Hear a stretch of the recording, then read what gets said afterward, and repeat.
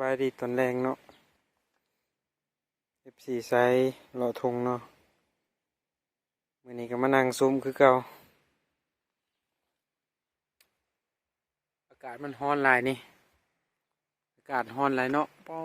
ร้อนคักร้อนแน่มื้อนี้ดีแต่มันลมเนาะตอนตอนเที่ยงน่ะก็บ่ได้ลมปานใดบ่ายๆมาแค่แน่มันมีลมแน่มาจอบนกคือเก่ามองเก่าพี่น้องว่างๆมื้อนี้เลยออกมาหานั่งเล่นตอนแรงเนาะอากาศเบิ่งเย็นๆนี่มันสิลงอยู่บ่เมื่อกี้นี่มากับบินขึ้นเมื่อกี้นี่2 ตัวนกเจ้าตัวหนึ่งนกเขาใหญ่2 ตัวมาฮอดนี่ก็บินขึ้นอีกนี่ตัวหนึ่งเอ้าอันนี้ก็สโคปแคมเนาะบนเฮาใช้อยู่เนาะยังเหลืออยู่2 อันเด้อใครสนใจก็ทักมาแน่เดี๋ยวสิเอาเบอร์ให้เนาะราคาถึกๆราคากันเองเนาะทักมาลมกันได้ใช้ดีอยู่ราคาบ่แพงทักมาลมกันได้เด้อ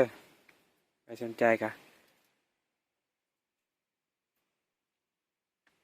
เอาติดตามมึงนำกันเนาะสิได้แต้มอยู่บ่มื้อนี้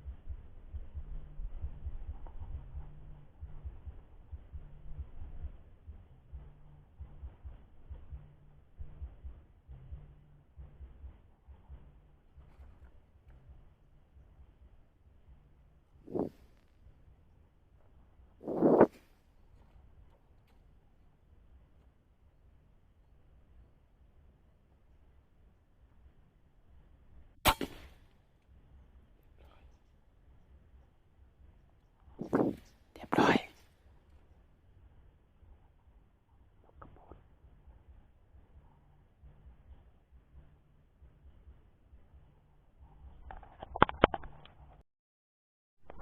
เนาะเรียบร้อยได้แต้มหนึ่งเนาะนกกระปูดเดี๋ยวเอาไปเก็บก่อนมาได้แต้มหนึ่งพี่น้องเดี๋ยวเสียลำเพื่อนกเขามันสิลงมาเนาะเดี๋ยวเราสิเปิดลำโพงป่าไว้ตัวนี้แรงมันมักมาขัน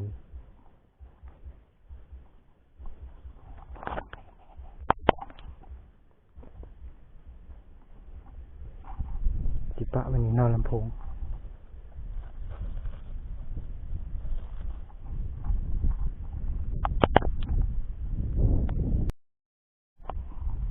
มาเก็บแต้มมาดิ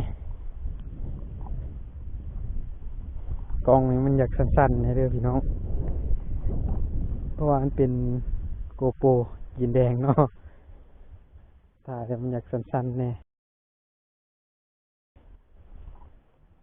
เอาเรียบร้อยแต้มหนึ่งแล้วถ้าลุ้นกันต่อไปเนาะมาแล้วแต้มหนึ่งนี่กระปูดเอาถ้าลุ้นกันอีกเนาะแรงๆเนาะนกเขาลง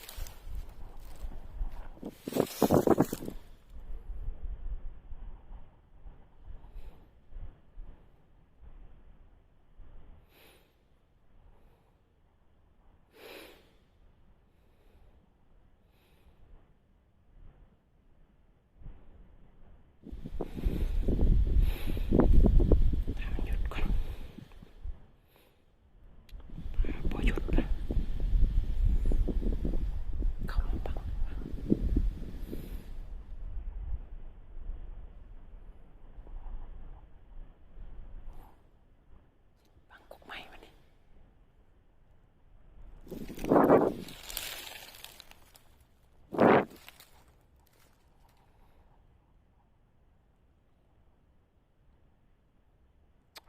ยเสียดาย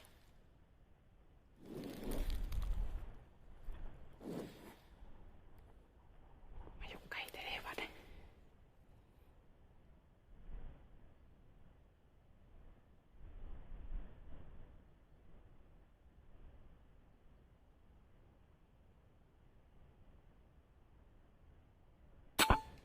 เรียบร้อยหัวถือหัวพอดีพี่น้อง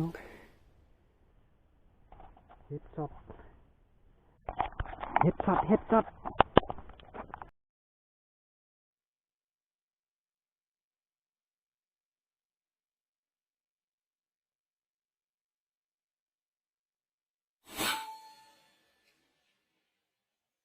เรียบร้อยโอ้เฮ็ดช็อตพี่น้องหัวพอดีว่ะ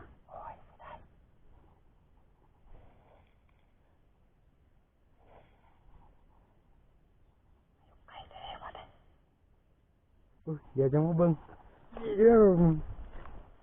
เฮ็ดช็อตเฮ็ดช็อตว้าตั้งแต่ยิงมาบ่เคยเฮ็ดช็อตเพื่อเนาะเยี่ยมเยี่ยมเยี่ยมพี่น้องเยี่ยมเอาไปเก็บน้ำกันเนาะกล้องมันอยากสั้นๆเนี่ยเด้อมันเป็นโกโปรเนาะโกโปรจีนแดงเสียงก็บ่ค่อยดังเนาะเสียงเว้าก็บ่ค่อยดังเพราะว่ามันเป็นของกินแดงเนาะพี่น้องเนาะแล้วก็เฮาบันทึกน้อยนึงแล้วก็กดหยุดเนาะเพราะว่ามันส่งเวลาส่งวิดีโอออกมันช้าแท้ๆ